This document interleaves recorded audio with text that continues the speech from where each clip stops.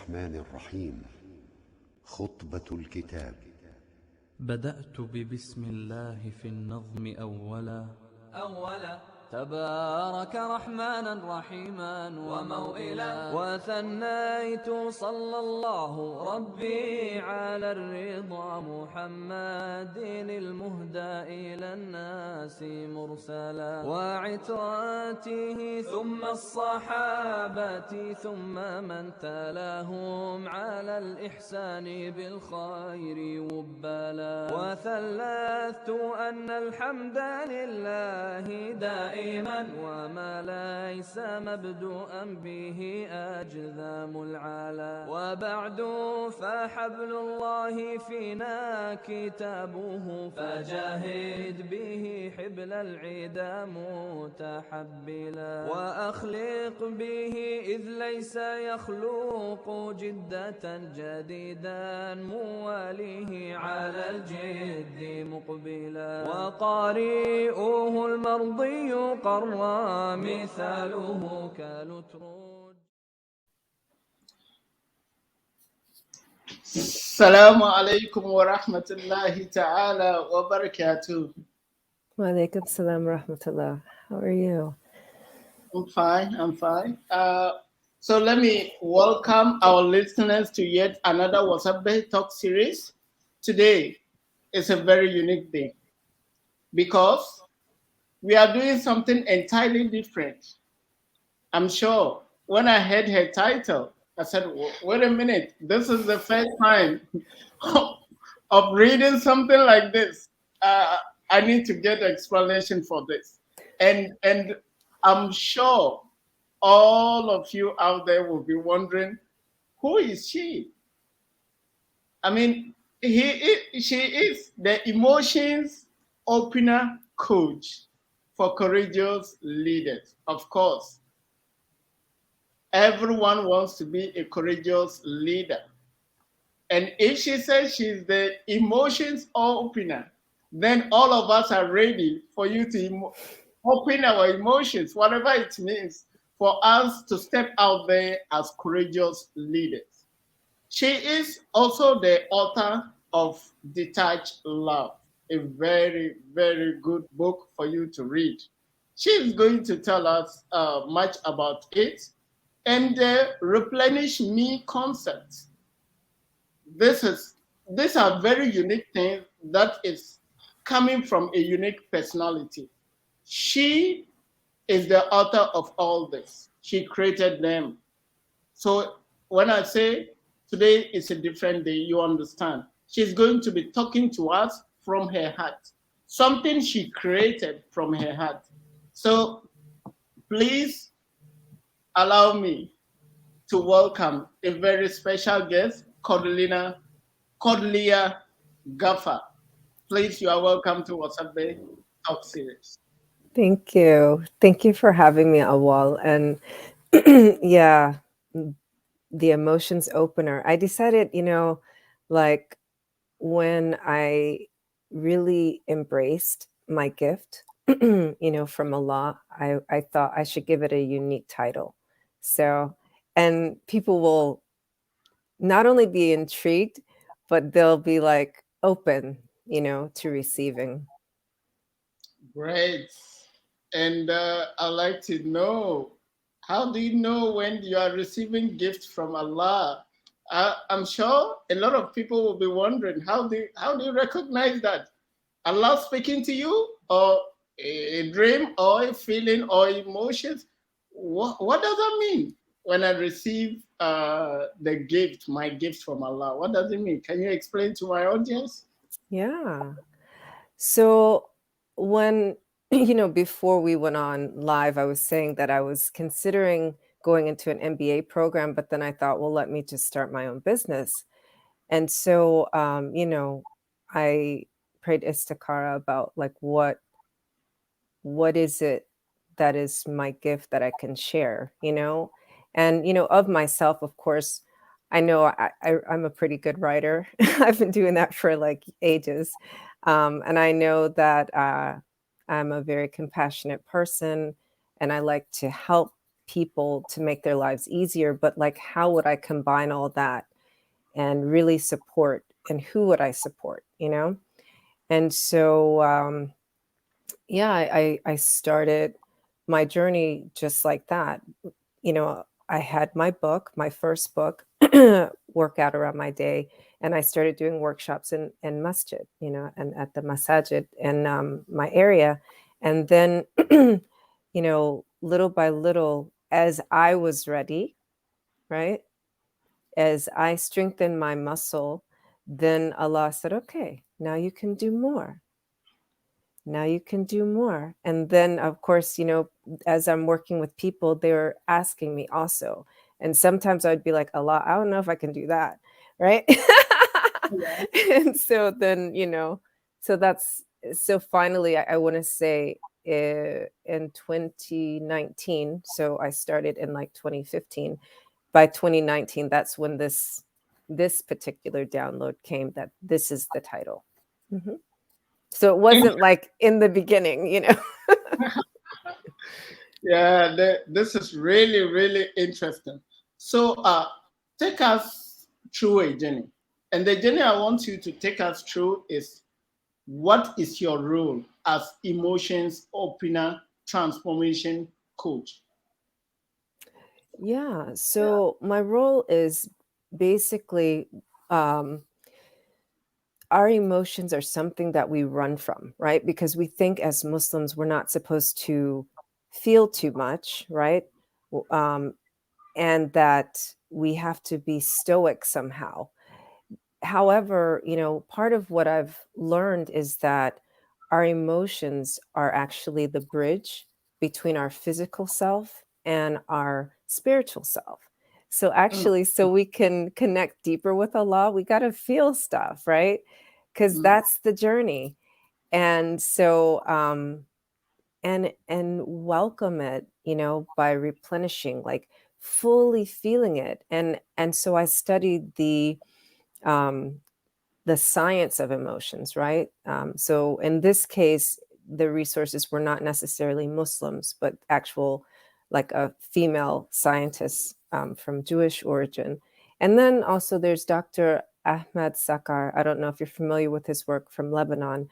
And so I kind of combine the two. And what we know is that emotions are chemicals that only last about 60 to 90 seconds in the body. So when you're just having an intense emotion, you have a choice. Like, don't stop it, just let it flow. And whether it's what you perceive as good or you perceive as bad, just allow it without judgment. And that way, when you embody the emotion, then you can allow the wisdom of it. Why am I feeling this in this moment? What is the lesson for me? As opposed to what we normally do is we stop it. That way, we don't feel, we don't even like allow the wisdom to come from that. So that's basically what I help people to lean into. Does that make sense? Yeah, it makes sense, especially when you say it connects you, right, to spirituality. So it's a bridge that we always prevent. We want to be more spiritual, but we prevent our emotions.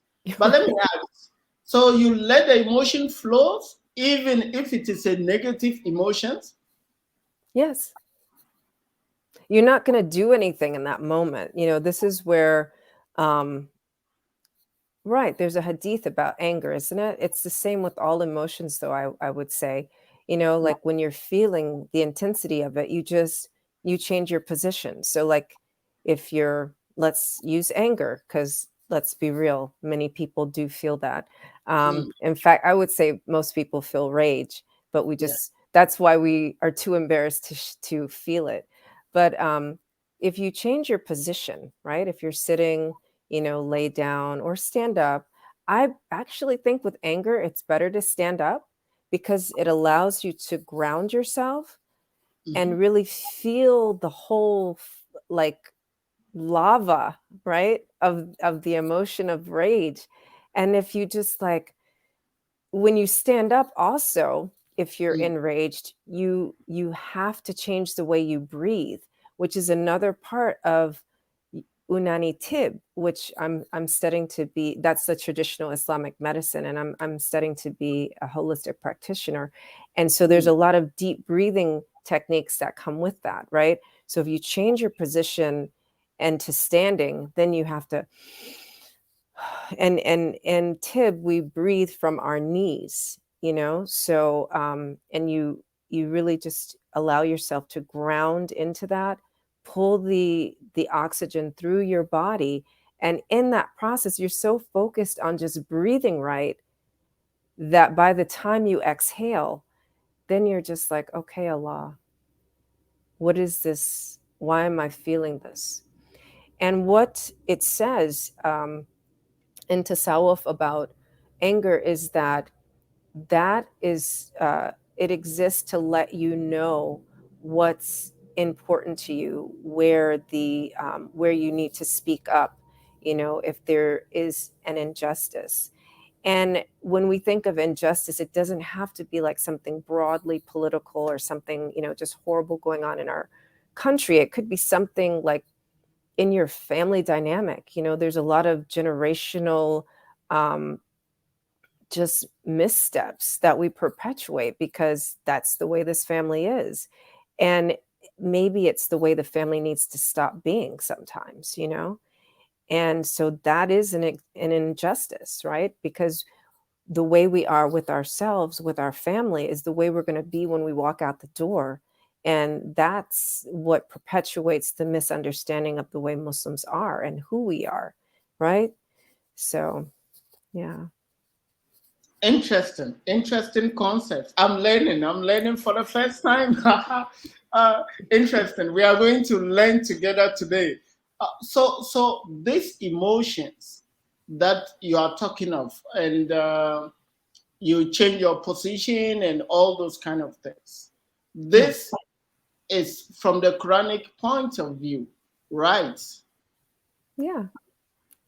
Yeah. So there's Islamic perspective of how to manage emotions. Yeah. Basically, I mean, of course, like I said, over the years, I started out before I became Muslim, right? I've only been Muslim for about 21 years, right? So like 25 years ago, I started out like in the holistic sciences with herbology and iridology, like looking at your eyes. All of these things are, once I became Muslim, I wanted to know more, like from the Islamic perspective. Am I doing something that's bid'ah, or, like I want to be on the straight path, right? And I was like, oh, well, like all this stuff comes from traditional Islamic medicine. So I just got deeper into it. And of course, as Muslims, we always are researching. So, I'm reading from like new age stuff. So, Deepak Chopra, Candace Pert. Dr. Candace Pert is the one, she wrote Molecules of Emotions, and so like I'm not just, focused on the Islamic version of it, but like everything always pointed me back to it. And also for myself, I wanted to make sure, like I said, that I'm always on the straight path, so it's like, okay, well, like Al-Ghazali, right? All those things. It's just like everything goes back to Islam always, because, right? So it only makes sense. And so when I talk about replenish me, right? So then you have to replenish yourself on a cellular level. And obviously the most basic way to do that is breathing. And we don't realize that missed opportunity 5 times a day when we pray, right? When you go into ruku, this is something that Dr. Ahmed Sakar talks about in all his works. He wrote like 50 books, I've only read 20 of them, but it's like I'm working on it. But one of the things he says is like when we go into ruku, that last bit of air that we don't breathe because most of us don't have great posture. is to allow that breath out. And so then what I learned in Unani Tib, actually, when we're letting that breath out, there's these toxins in our body and this energy that we carry, like negative energy we carry from every interaction. Right. And so that's the great part of having wudu, because it on one level that's already creating a barrier, because water is like a conduit for the electrical system in our body. So we can vibrate with sound, right? So like there's other people that believe in sound healing. Well, with sound, right? Because that's why we have tajweed and we recite Quran a certain way. We're expelling what our body doesn't need and what our being doesn't need. And we're receiving, because Salah is a conversation with Allah. We're receiving what it is that we do need and replenishing ourselves, like that is what, when you're present and powerful, that's what that is, right? Present, khushu, right? We have to be present in our prayers. So like we miss that opportunity as Muslims 5 times a day when we don't understand the science of prayer. Wow. Interesting. So khushu is about replenish me, be present, be who you are, be connected spiritually. Yeah, this is really amazing. We are learning, as I keep saying. So now I want us to take it from another angle. There are 1,001 challenges of every community. And it doesn't really, it's not normal for you to wake up one day and say, let me solve this problem. I have to do it.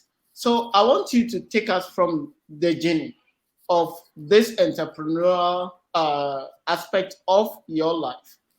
What was the trigger like? What were you thinking about? And how did you identify this challenge? And you said, let me face this and overcome the challenge within our community. Yeah. So I worked outside the home. I had a career as in the finance, in finances. And so I left that and chose to homeschool my kids. And when I started doing that, obviously I'm spending more time with children and mothers and things. And one thing that I noticed is mothers were always overwhelmed. And even myself, of course, right? I was overwhelmed. Yeah. And so I wanted to slow that down and really identify, what is it that I need? What is it that we need? And I realized we need to nurture ourselves. And so I was like, oh, this is great. I'm going to, practice this. So I would find what that meant little by little for myself. And so, one day I went to like Umi and me at the masjid, and I was like the director of the program. And so I was like, oh, I want to do a workshop for us about self-nurturing. And the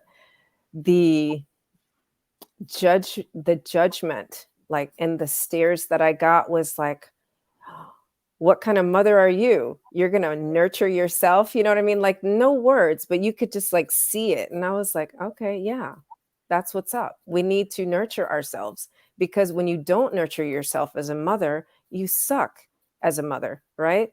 And you suck as a wife. And, there's no way, like I said, there's no way that you can be nice to anybody if you hate yourself, if you're not taking care of yourself.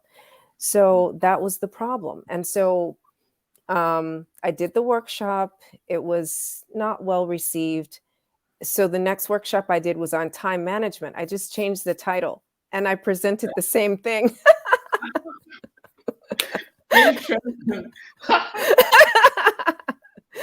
Yeah. So, so that ended up being my first book, called Workout Around My Day, the only health guide that moms need. And I broke it down to self-compassion, self-forgiveness, self-belief, and self-trust, and integrated. There's a chapter called "It's Not About the Numbers" or something.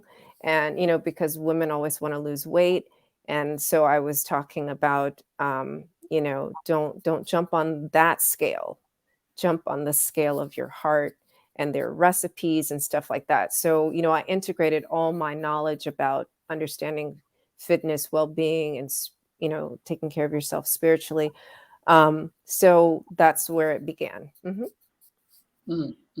So that was the beginning of the journey. This first one, it was not well received, but time management, people really want it, right? They want to know how to manage it. Very smart move. It looks easy though. Is the journey easy?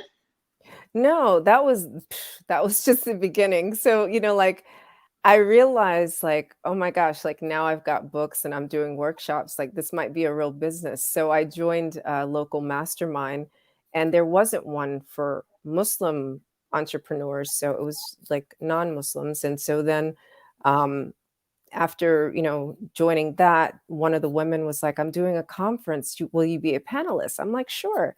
And so I was a panelist. And so at that conference, I sold books, and not very many.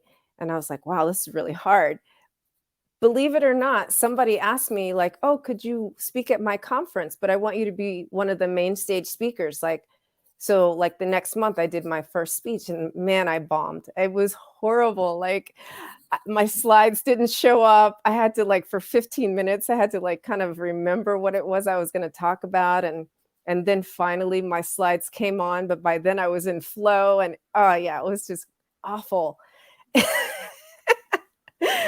And believe it or not, after that, I was actually asked to speak internationally. It was just like, I thought I did a horrible job, And yeah, but there was like a whole lot of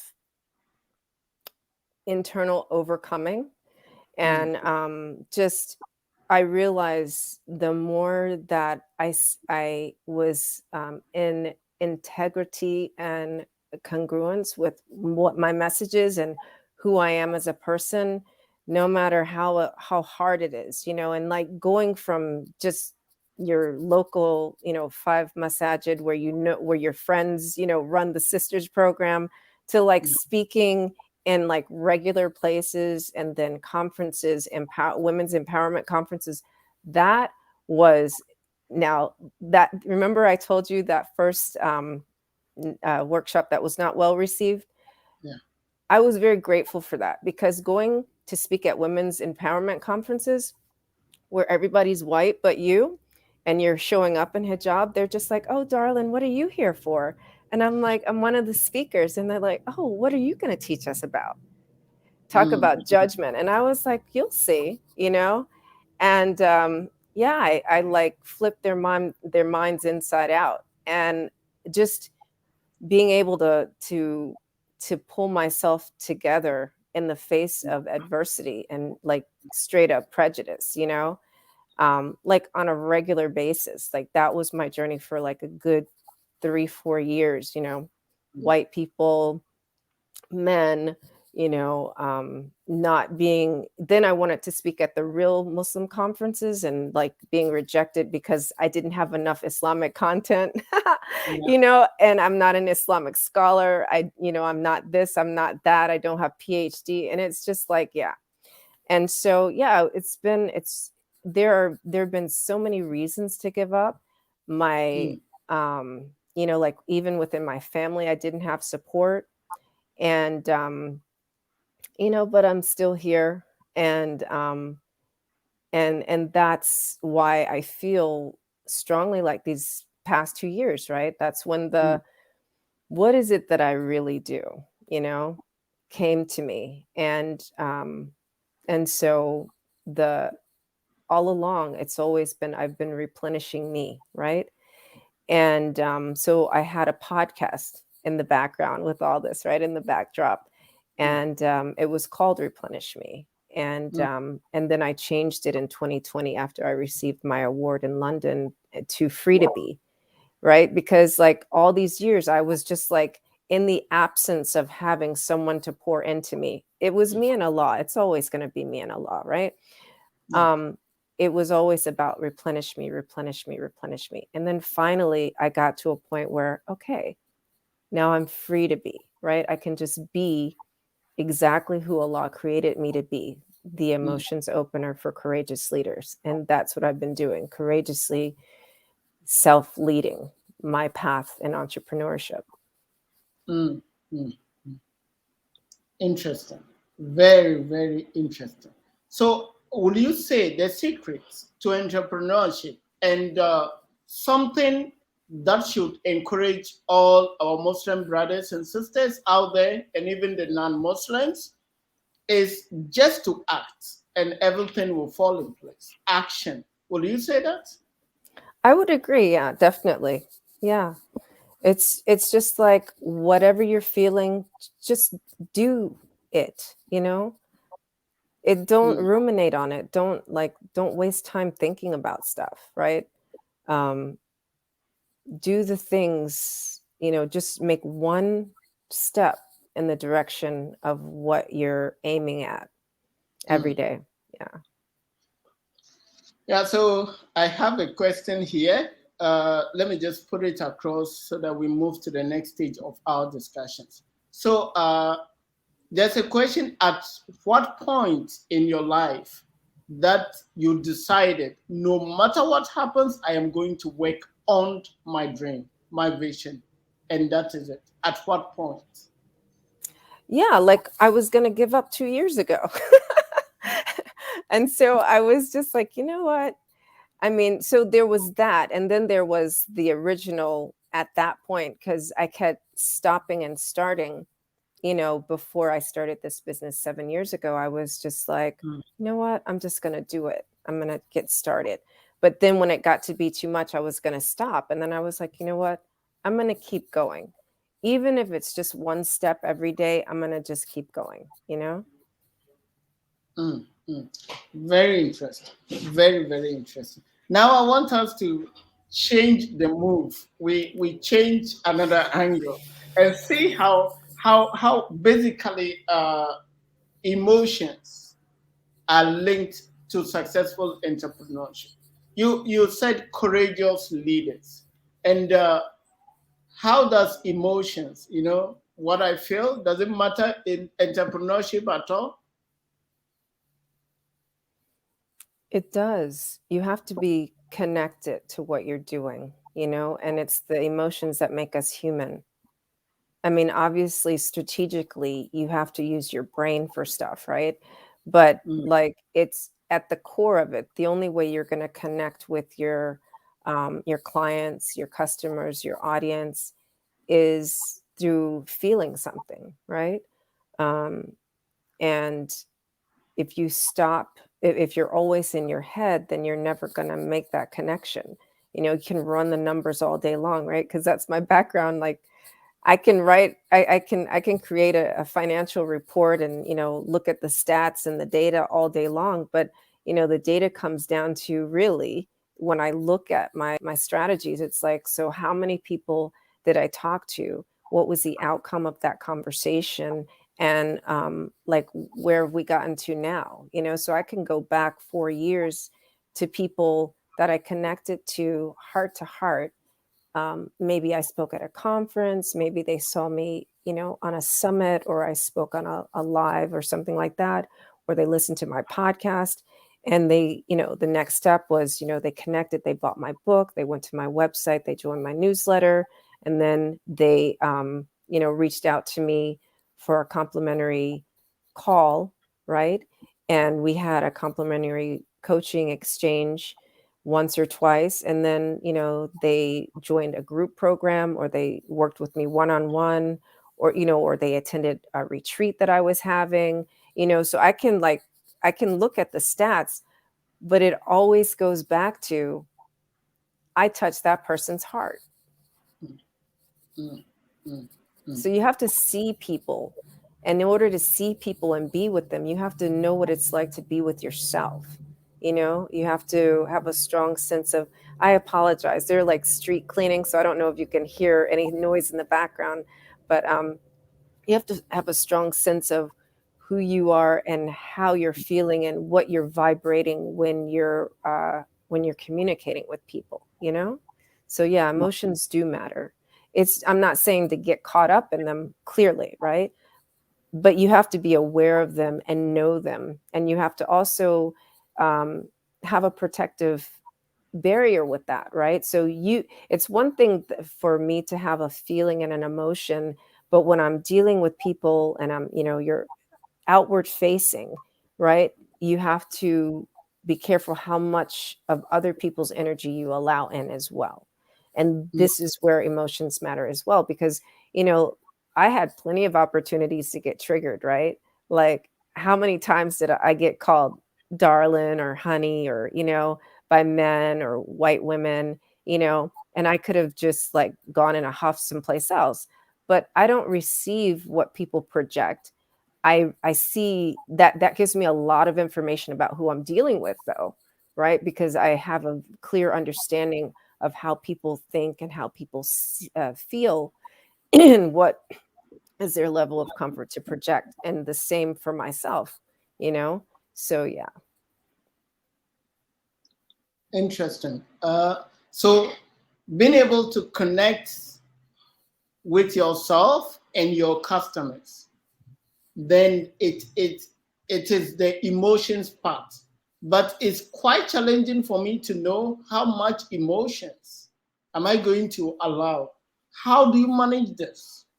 How exactly do you manage? Okay, I'm not going to let these emotions come in. And at this point, how do we literally strike a balance? Right. So that's the thing about being in yourself, right? So we have a built-in morning routine as Muslims, right? We pray Fajr, and then like after that, you're kind of that's your protective barrier, right? And so when you go out into the world and you're dealing with people, it's more about what you're vibrating. See, this is what I like about my mosaic behind me. So it's more about what you're vibrating out to other people, right? So you're going out into the world with your positive, purposeful energy, right? So there's only a certain type of people. So when you do encounter people, and this is something I wasn't doing in the beginning when I had some of those experiences, I was more in the receptive, like, this part was me, the little circle, and I was like receiving everybody else's stuff. But when you go out and you're the one who is, I am, in this high, loving, compassionate vibration, people feel that, that, like, you can feel people before you speak to them, right? And so that is the barrier that you create around yourself. And so there's only a certain type of person that will come towards you. You'll automatically attract who you're meant to, interact with, whatever that interaction is meant to be. Perfect. I mean, this is something we need to master, right? We need to understand in your journey as an entrepreneur, in your journey as a leader, if you are in touch with yourself, then it affects other people as well. It affects your customers. If you are detached from knowing yourself and knowing your customers, then at the end of the day, you will not be able to connect directly with your customers. And that is really going to drain your energy and drain the energy of any person who comes around you. This is really, really perfect. And your concept that if you don't actually love yourself, there's no way you can love anyone around you. This is really amazing. Because if at the end of the day we understand this, I wish I understood this 8 years ago when I started my entrepreneurship. It will be much easier for you to know that, look, my loving and appreciating and connecting with myself is directly linked with the kind of business I do. And this concept is really amazing. And how does it affect the mindset to be able to think positive? How does it connect itself? Right. So that's why I created this term detached love. That's like 4 years ago. Like Mm, there I had to be detached from conditioning, from people's projections and stuff like that, and just focus on love, right? The source of love, which is Allah, right? So Allah is the oneness, the immanence of love, right? That's one of his attributes. And so, like, if I just detach from everything else, knowing that Allah will always provide the interactions that are required for the outcome that I desire, that's the mindset. That's mm. it. It's very challenging, though. It's quite simple, though. It really is, you know? I mean, I am running my business. A lot of challenges are coming, and you just asked me to say Oh, okay. So there everything. we have it. There we have it. A wall right there. The Mhm, words. This is a very important thing I skipped over when I was talking about like in with sound. So the most common sound is we hear our own voices, like when mhm, we talk and when we think. Change your vocabulary. You're not having challenges. You're mhm, having experiences. You're having opportunities, learning opportunities, right? You're mm, having character building situations, but you never have challenges. Because if you're mm, having challenges, that's what you desire and that's what you're speaking into your mm, life, into your business. But when you have, you know, opportunities for expansion, when you have character building opportunities, then that's what you're speaking into your experience and into your business, right? Because your mm, character does need to build in order for you to be the person you want to be to have the success you desire, right? mhm, And the word want, don't use that word. Want is a loop of lack. So use the word desire, use the word like. mm, I would like to do this. I desire to do this. I require this, right? You don't need, you require. Like mm. really, factually, you require things. You don't need anything, right? Yeah, you require air. You require food, right? And not really, because like we should really fast a couple of days a week too. So we don't always require that either. So Mm, the vocabulary is everything that controls your mind. mm. You have more power than you think. We all do. We just Yeah. use the wrong words all day long. Mm, mm. But let's be on this for a while because it is you explain it super simple, but it's not easy. For example, somebody might be trying to balance this detached love, but either they consume fully on this or it's nothing. So I'm try to detach, but fully. Sometimes you are fully consumed and that Yeah. you don't even realize it because of your circumstances, or you just do nothing, right? So really the balance, that kind of mindset, you really need to explain to us Yeah. how we balance this. Well, as I'm listening to you, I'm hearing you like you're talking about someone who's skipping ahead and going backwards. This is someone Mm, who's not present. This is, like we only have this moment of now. You could die in like the next second, right? La qadar mm, Allah, right? But I'm just saying, like, yeah. you really only have this second. So, like, what's there to be consumed with? And that's how I slowed myself down in the beginning with the concept of self nurturing. It's like, I would come home from work, right? I had a baby and a toddler back then, and this my horrible commute, right? My husband was just like, "You didn't cook anything for me to just throw in the microwave," Meanwhile, I'm changing diaper, I'm this, and I'm like trying to let go of my day.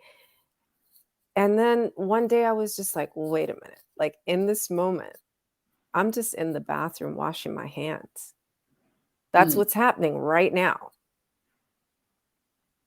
And as long as I was looking down and seeing just soap and water happening, I was like, okay, I can do this, right?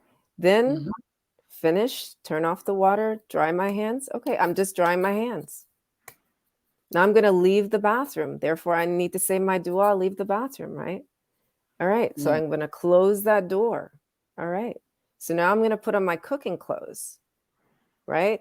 And just grab those, hang up the other clothes. Yeah, okay, somebody's crying. Yeah. And they can walk and crawl and come to me. I don't have to rush, because it's not appropriate. I'm halfway between changing clothes. Like, what am I going to do? Like, I'm just right here. All right. So now I've got on my cooking clothes. There's the person who's crying. Now I'm just with that person. What do you need? Tell me what's happening. And, to the best of their ability, they are mumbling, and I'm observing and being present with them to understand what is it that's their concern, right? Oh, okay, you just need a hug, right?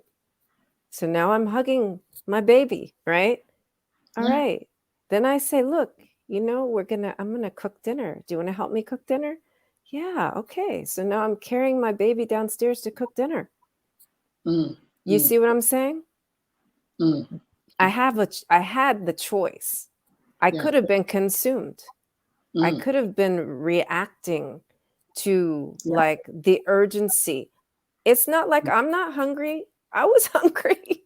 It's not like I'm not tired, everybody's hungry, everybody's tired, but me reacting or overreacting to all that for 3 other people and myself, that's not healthy. Yeah. Wow. But slowing it down and loving my baby, holding my baby, dancing all the way down to the kitchen. What do you want to eat? What are we making? I get downstairs. Yeah, my husband was like in a rage. He's like, were you ever coming? I was like, I have a smile on my face now because I'm cuddling my baby. I'm like, yeah. And I what did I say? I was trying to get a taste in my mouth for what I want to eat. Now, what's he going to do with that? He was like, oh, okay. Right? Like, how are you going to respond to that? Is that worthy of being yelled at? It's not. Okay. What'd you come up with? I'm going to surprise you. Now he's totally chill. He's like, oh my goodness, I don't know what this is going to be. It's going to be great. Right? Yeah. So there you have it. Does that explain it? Yeah. So basically, if I understand you correctly, when you feel overwhelmed, bring yourself to the presence. Don't overthink, overburden. See things differently. Just, you are human. This is where you are. This is what you are doing. And you detach yourself from all that is happening, that is supposedly trying to consume you, and try to just be present. I am on my computer speaking, and that is what I am doing. That's right. Is that the concept of detached love? That's it. Yeah. Change your energy, change your vocabulary. It's like super simple, right? Yeah. And you said we don't have challenges. We only have opportunity to grow, some character building opportunities. But see, vocabularies always play very important role in whatever we are doing. But it's so hard to stay positive on vocabularies because some days are just bad. You come out as an entrepreneur and everything's like everything is working against you. Why you? Then at this moment, so difficult to stay positive, to not call this as a challenge. I mean, like, there's a lot of judgment there. Like, why judge it? It just is. Isn't it? It's not bad. I mean, like, okay, so you don't like it. That doesn't make it bad. That just means that your opinion of it is like dislike. What would make it bad is for you not to do anything to change it. That's but again, I mean, I feel like that goes back to choice. But like, just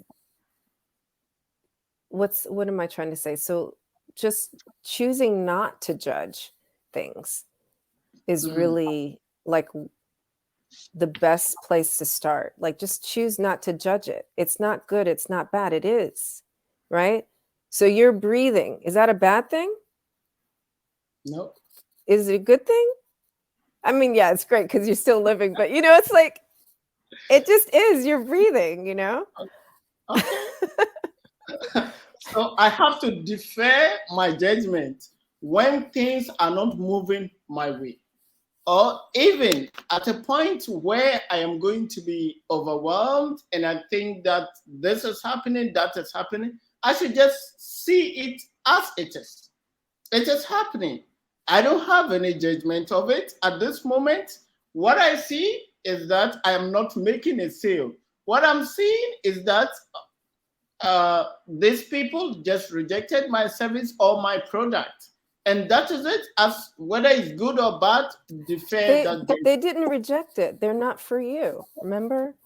Like we were talking about the vibration thing. Like, what's for you is for you. That rejection is a protection, I've found. Because there's some people you just like, you don't want to work with them, but you don't know that until you know that. You know, it's like you're not for everybody, and that's totally fun. Like, everybody's money is not halal, even if they're Muslim. I'm just saying, you know, and that's not a judgment, that's a fact. So so you didn't get rejected, you got saved, you know. That's a perspective shift, isn't it? Yeah, it's like, okay, very that person shift. Right, it's like, alhamdulillah, I didn't get that one.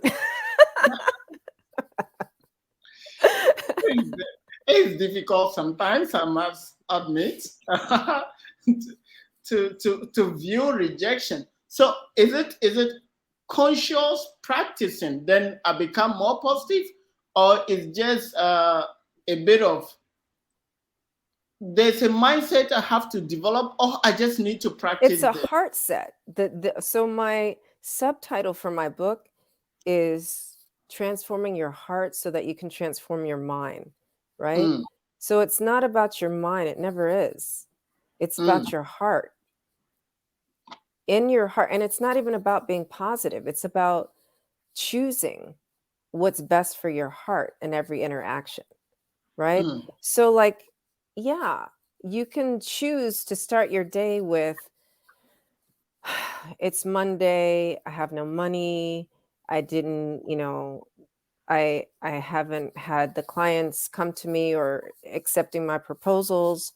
Or you can be like, you know, alhamdulillah, it's Monday, and today I have so many opportunities to, you know, bring prosperity to my world, to my business. And what is meant for me will come to me.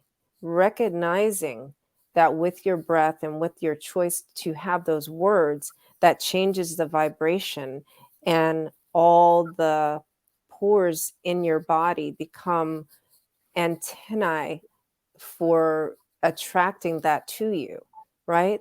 And I mean, I've had days start out where I have appointments, right? And I have things I'm doing, but sometimes, you know, I have a Facebook group. So I'll go in to post in my Facebook group, and I might see like I have a message, and I'll just have a nice exchange with someone.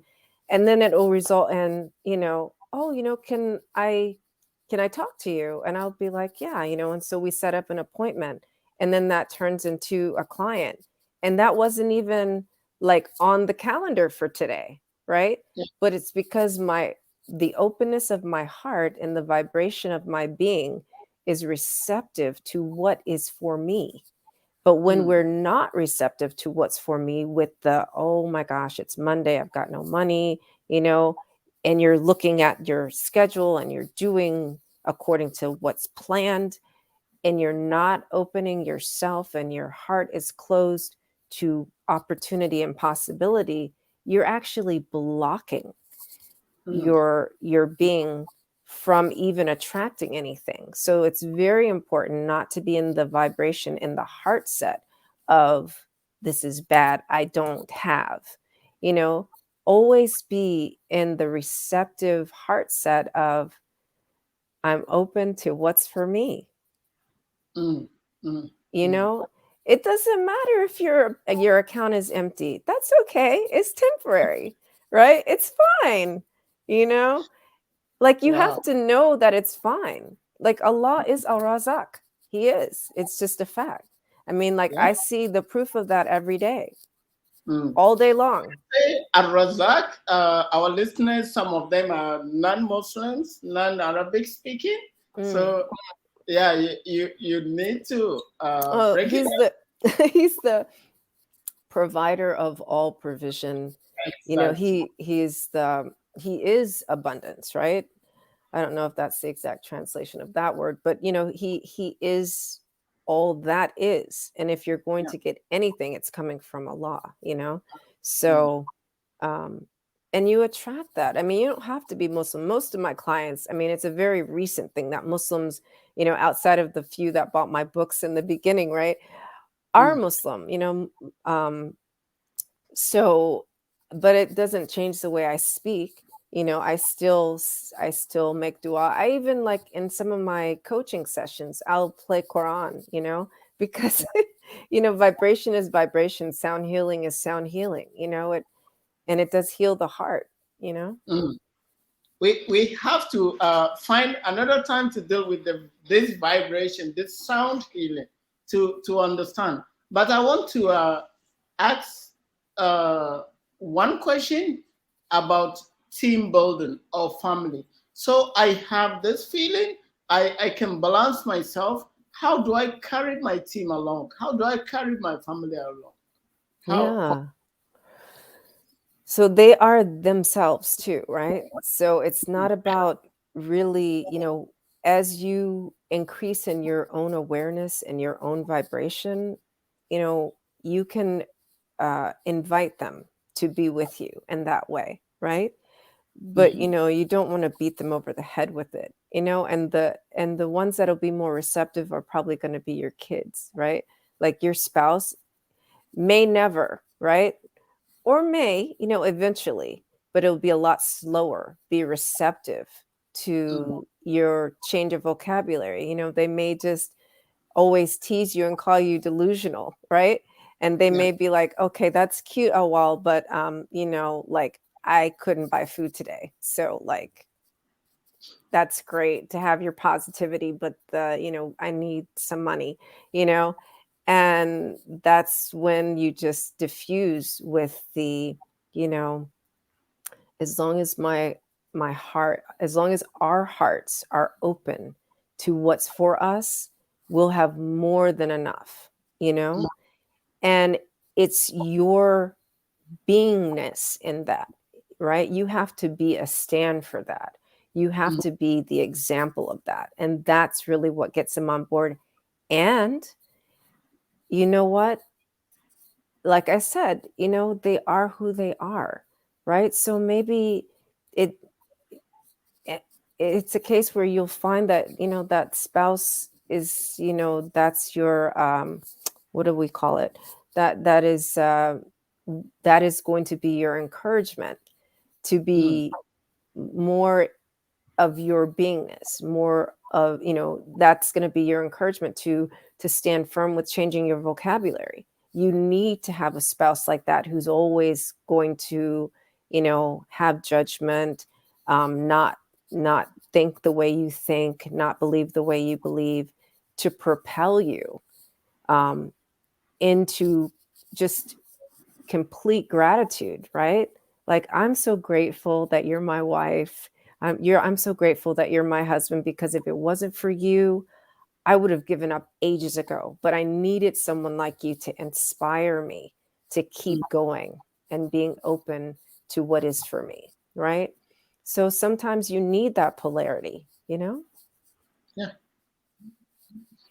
Interesting. So let me ask this question. What is your vision for the Ummah? What are you trying to accomplish? What kind of society, community are you looking up to creating in the future? Hmm. That is a great question. I've been thinking about that all weekend, actually, but separate from this interview. I want to heal the world one heart at a time.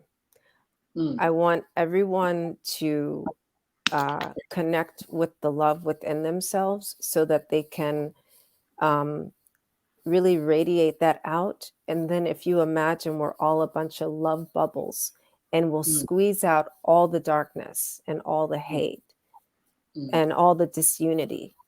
And, I know that it begins with unifying within our being, right? So within ourselves, we've got a lot of polarity, like in myself.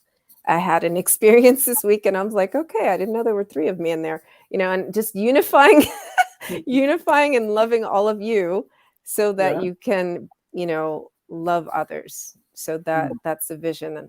And I hope that's clear, I feel it's so much shame, guilt, and self-hate that is emanating within families to begin with. And then, of course, we go to work and we do it at work. And then, of course, we make cities, countries, states, and, continents. And it's just really, it's the world. If we just go back and unify within, then we can project love. That's my vision. Noble vision, healing the world one heart at a time. This is very powerful and ambitious, but nothing is out of possibility, right? We want to pray that Allah put barakah in every step and open up. He is Al-Fatah. He is the opener, right? Whatever you are doing, if Allah doesn't open for you, you cannot move to the next step. And I'm sure, I'm very, very optimistic that Allah has opened many doors for you, and He's going to continue to open more doors for you to be able to heal the world. In fact, as an entrepreneur for so many years, this concept is really central to our success because you must first of all love yourself, love the product you are creating, and love the people you are selling to. Without this, you can never be successful as an entrepreneur. And I've also learned something about vocabularies, right? I shall not say challenge. I remember that. I remember. I remember that. I remember, and I remember the positive vibration I need to give to myself and outside, and know that whatever emotions I'm feeling within really affects the people. And finally, I've learned very critical thing to make myself present. Very powerful. In the midst of all that chaos that is going around myself, to slow it down, I just have to bring myself to the present. Just know that you are a human being, and this is exactly what it is now. You are doing this, and you just have to finish doing that and move to the next. You don't need to think so much about yourself. You are not super human being. At all. Very, very great learning. Thank you so much, Cordelia, for this kind of concepts. They look simple, but the understanding is always complicated. Now that you have simplified everything for me and my audience, I am very sure that from today, we start with the detached love. We start to replenish ourselves. We start to know that we are central. We need to accept our holistic selves, then we move to the next person. And with that, we heal ourselves, heal the people around us, and heal our communities and the world will be Yeah. healed, inshallah. Thank you Inshallah. so much learning, so much lesson. Thank you so much. Assalamu alaikum wa rahmatullahi. Thank you. Wa alaikum salam wa rahmatullahi wa barakatuh.